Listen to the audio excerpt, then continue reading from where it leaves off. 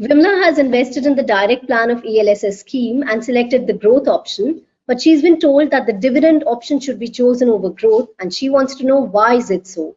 If she should invest from the growth option to dividend option now.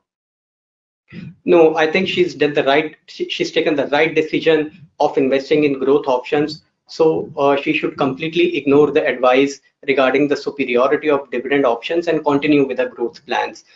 Now, contrary to general perception, dividends is not something extra that you get. On the contrary, dividend options happen to be much less tax efficient going by the current tax laws that are prevailing right now.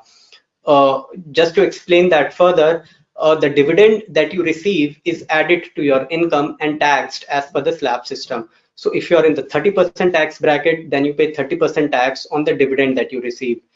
Contrary to that, in a growth option, the capital appreciation that you achieve, as and when you sell your fund, the capital gains that you have on that are taxed at the rate of 10% if your holding period has been more than 1 year, or otherwise they are taxed at 15% if your holding period has been less than 1 year.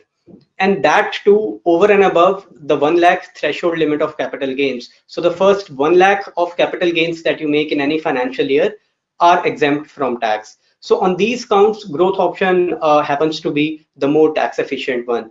The other important point to note is that in case of dividends, your entire dividend income is subjected to tax. But in case of growth option, it is only the capital appreciation bit. And I'll explain that with an example. So let's say in a particular year, you get 10,000 rupees as dividend income. Now this entire 10,000 rupees will be added to your income and subjected to tax. Whereas in the growth option, let's say you redeem your units worth rupees 10,000, then this entire 10,000 will not be put to tax, but only the capital gains bit of these 10,000 that will be put to tax.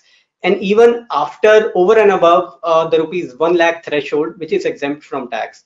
So clearly growth option is far more compelling and far more tax efficient, and you should continue to stay invested in those.